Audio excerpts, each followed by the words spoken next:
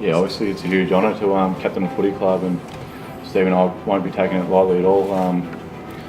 Obviously Gary stepped down, he's been fantastic for us, and I know we'll have to lean on him at certain stages, and he's going to give us a lot of advice about the ins and outs. But yeah, we're definitely humbled and very honoured to be captain for this footy club.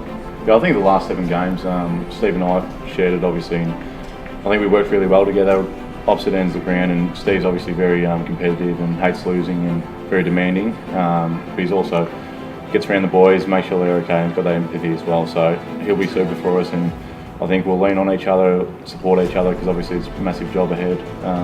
Steve and I will get help, support by the boys in the leadership group, but I'm really looking forward to being co-captains with Maisie.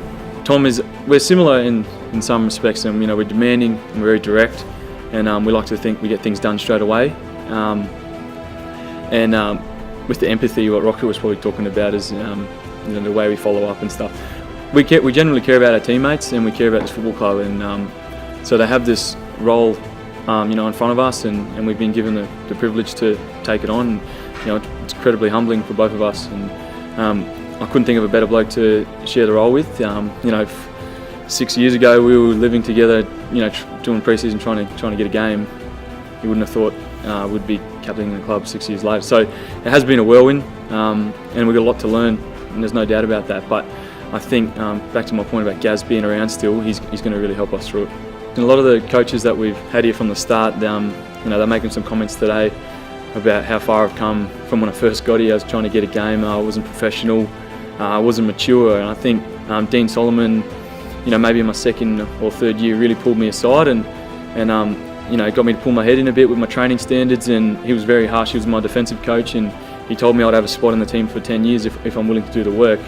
And I think once Rocket came on board, he helped me mature, and he came in with full of respect for me, and so I had high standards of myself because of how he saw me. So that's really how it happened. And so it has come quick in the last 2 or 3 years, but I suppose I took a bit longer than Tom to click and understand it's professional and how you go about things. And everyone's different, but we both made our way here now. It's it's an honour, and to represent Indigenous people in such a high role, it gives me goosebumps thinking about it, because it's not something you see a lot of, and it's something as an Indigenous community and Indigenous footballers we're trying to drive that, and we want to have more Indigenous leaders throughout the game and throughout society, not just AFL. So I'm all for it, and I'm very proud.